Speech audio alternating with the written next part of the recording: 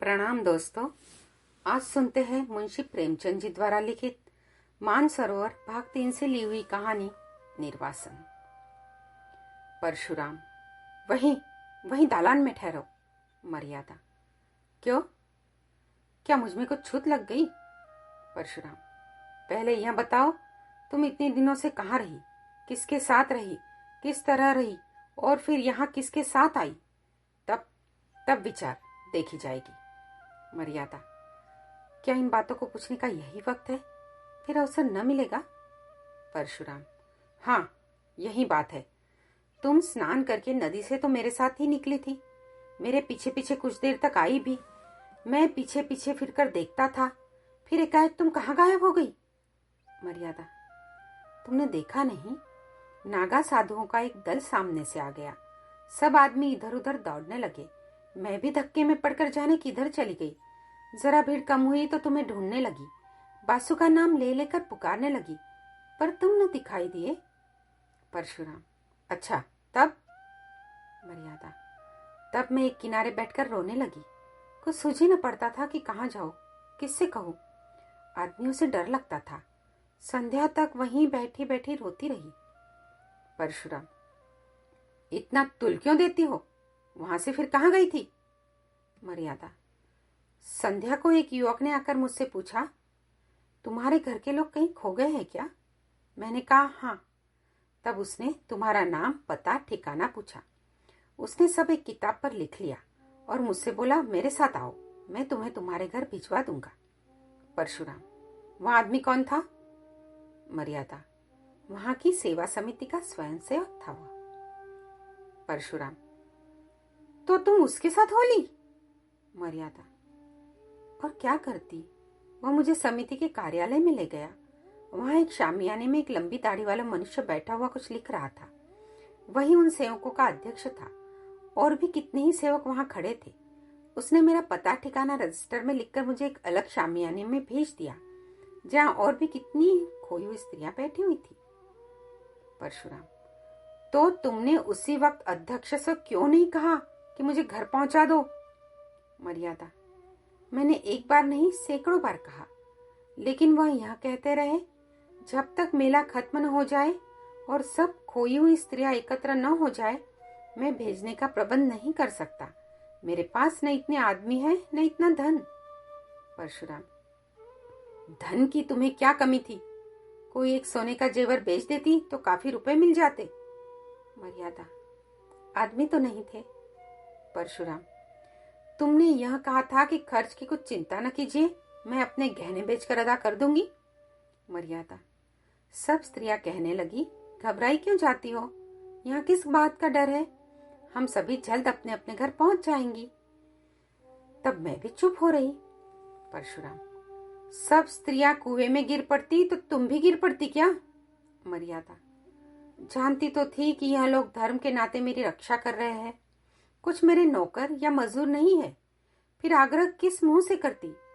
यह बात भी है कि बहुत सी स्त्रियों को देखकर मुझे कुछ तसल्ली हुई। परशुराम, हाँ हाँ, इससे बढ़कर तस्कीन की और क्या बात हो सकती थी? अच्छा, वहां के दिन तस्कीन का आनंद उठाती रही?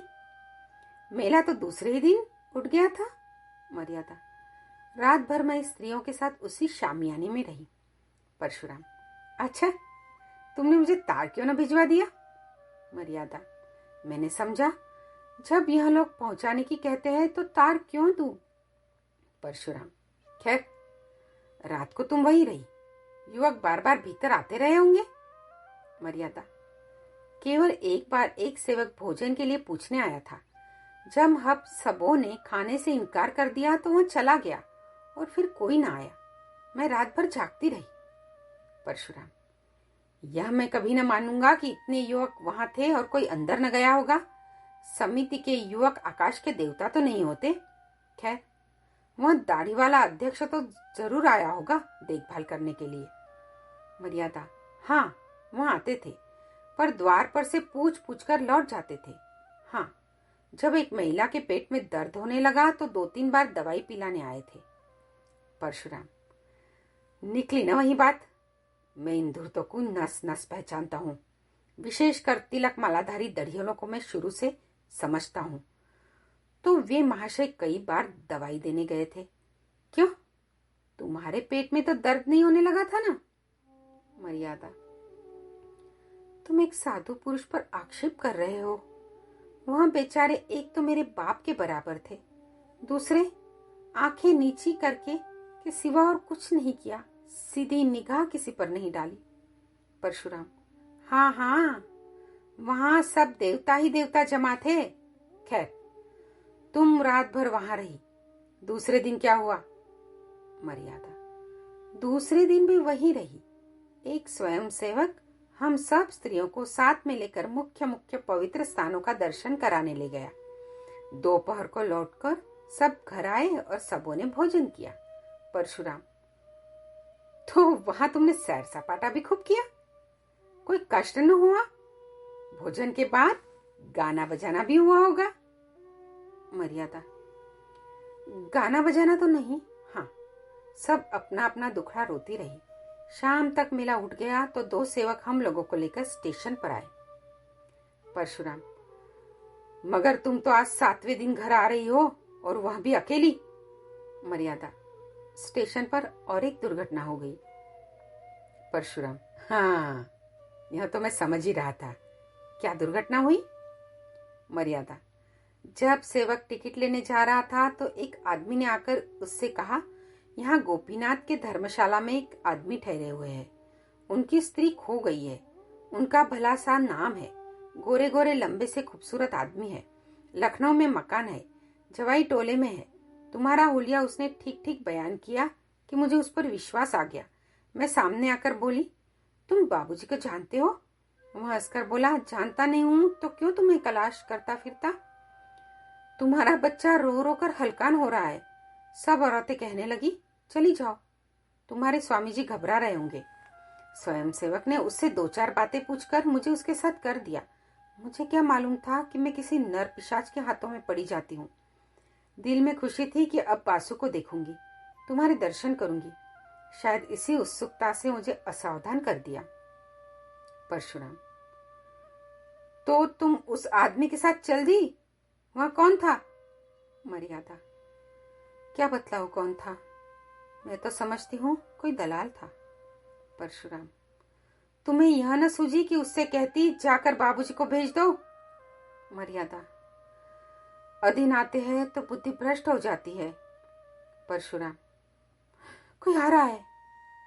मर्यादा, मैं गुस्लखाने में छिपी जाती हूँ। परशुराम, आओ आओ भाभी, क्या अभी सोई नहीं? 10 तो बज गए होंगे। भाभी, वसुदेव को देखने को जी चाहता था भैया, क्या सो गया? परशुराम, हाँ, वह तो अभी रोते रोते सो गया। भाभी, कुछ मर्यादा का पता चला कि नहीं? अब पता मिले तो भी तुम्हारे किस काम की? घर से निकली स्त्रियां धान से छुटी हुई घोड़ी है जिसका कुछ भरोसा नहीं। परशुराम, कहां से कहां लेकर मैं उसे नहाने चला गया। भाभी, होनहार है भैया, होनहार। अच्छा, तो मैं जाती हूं। मर्यादा बाहर आकर, होनहार नहीं हूं, तुम्हारी चाल है। वसुदेव को प्यार करने के बहाने तू इस घर पर कब्जा करना चाहती है, अधिकार जमाना चाहती है। परशुराम, बको मत, वह दलाल तुम्हें कहां ले गया? मर्यादा, स्वामी यह न पूछिए, मुझे कहते हुए लज्जा आती है। परशुराम, यहाँ आते तो और भी लज्जा आनी चाहिए थी। मर्यादा, मैं परमात्मा को साक्ष्य देती हूँ कि मैंने उसे अपना अंग भी स्पर्श नहीं करने दिया। परशुराम, उसका हुलिया बयान कर सकती हो? मर्यादा, सांवला सा छोटे डिलडोल वाला आदमी था, नीचा कुर्ता पहने हुए था। परशुराम, गले में ताबीज भी थी? मर्यादा, हाँ थी तो। परशुराम, वह धर्मशाला का मेहतर था, मैंने उसे तुम्हारे गुम हो जाने की चर्चा की थी, वह उस दुष्ट ने उसका यह स्वांग रचा। मर्यादा, मुझे तो वह कोई ब्राह्मण मालूम होता था। परशुराम, नहीं, मेहतर था, मेहतर। वह तुम्हें अपने घर ले गया? मर्यादा, हाँ, उसने मुझे तांगे पर बैठाया और एक तंग गली में ले गया। एक छोटे से मकान के अंदर ले जाकर बोला, तुम यहीं बैठो, तुम्हारे बाबूजी यहीं आएंगे। अब मुझे विदित हुआ कि मुझे धोखा दिया गया। रोने लगी। वह आदमी थोड़ी देर बाद चला गया और एक बुढ़िया आकर मुझे भांति भांति की प्रलोभन देने लगी। सारी रात रो रो कर काटी। दूसरे दिन दोनों फिर मुझे समझाने के लिए आ गए तो मैंने कहा, मैं रो रो कर जान दे दूंगी। उन्होंने कहा, तुम रो रो कर जान दे दोगी, मगर यहाँ कोई तुम्हारी मदद को ना आएगा। तुम्हारा एक घर छूट गया, हम तुम्हें उससे कहीं अच्छा घर देंगे जहाँ तुम सोने के कौर खाओगी और सोने से लद जाओगी। मैंने देखा कि यहाँ से किसी तरह निकल सकती हूँ तो मैंने कौशल करने का निश्चय किया। परशुराम, खैर सुन चुका। मैं तुम्हारा ही कहना मान लेता हूँ कि तुमने अपने सतीत्व की रक्षा की, पर मेरा हृदय तुमसे घृणा करता है। तुम मेरे लिए फिर वह नहीं निकल सकती जो पहले थी। इस घर में तुम्हारे लिए स्थान नहीं है। मर्यादा, स्वामी जी, यह अन्याय न कीजिए। मैं आपकी वही स्त्री हूं जो पहले थी। सोचिए मेरी दशा क्या होगी। परशुराम, मैं यह सब सोच चुका और निश्चय कर चुका हूं। आज 6 दिन से यह सोच रहा हूं। तुम जानती हो कि मुझे समाज का भय नहीं है। छूत विचार को मैंने पहले ही तिलांजलि दे दी। देवी देवताओं को पहले ही विदा कर चुका।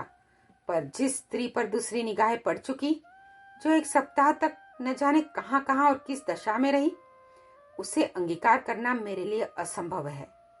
अगर अन्याय है तो ईश्वर की ओर से है, मेरा दोष नहीं। मर्यादा, मेरी विवशता पर आपको जरा भी दया नहीं आती। परशुराम, जहां घृणा है वहां दया कहां। मैं अब भी तुम्हारा भरण पोषण करने को तैयार हूं। जब तक जीऊंगा तुम्हें अन्न वस्त्र का कष्ट न होने दूंगा, पर तुम मेरी स्त्री नहीं हो सकती।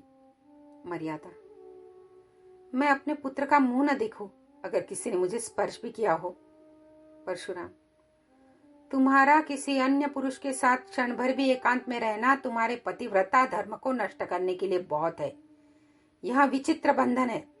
रहे तो जन्म जन्मांतर तक, टूटे तो क्षण भर में टूट जाए। तुम ही बताओ, किसी मुसलमान ने जबरदस्ती मुझे अपना उच्छिष्ट भोजन खिला दिया होता तो मुझे स्वीकार करती तुम? मर्यादा, वह तो दूसरी बात है। परशुराम, नहीं, एक ही बात है। जहां भाव का संबंध है वहां तर्क और न्याय से काम नहीं चलता। यहां तक कि अगर कोई कह दे कि तुम्हारे पानी को मेहतर ने छू लिया है, तब भी उसे ग्रहण करने से तुम्हें घृणा आएगी। अपने ही दिल से सोचो कि तुम्हारे साथ न्याय कर रहा हूं या अन्याय। मर्यादा, मैं तुम्हारी छुई हुई चीजें न खाती, तुमसे पृथक रहती, पर तुम्हें घर से तो न निकाल सकती थी। मुझे इसलिए धुतकार रहे हो ना कि तुम घर के स्वामी हो और मैं उसका पतन करता हूं, पालन करते हो आप मेरा। परशुराम, यह बात नहीं है, मैं इतना नीच नहीं हूं। मर्यादा, तो तुम्हारा यही अंतिम निश्चय है? परशुराम, हाँ, अंतिम। मर्यादा, जानते हो इसका परिणाम क्या होगा? परशुराम, जानता भी हूं और नहीं भी जानता। मर्यादा, मुझे वासुदेव को ले जाने दोगे? परशुराम, वासुदेव मेरा पुत्र है। मर्यादा, उसे एक बार प्यार कर लेने दोगे? परशुराम, अपनी इच्छा से नहीं, तुम्हारी इच्छा हो तो दूर से देख सकती हो। तो जाने दो, न देखूंगी, समझ लूंगी कि विधवा हूं मैं और बांझ भी।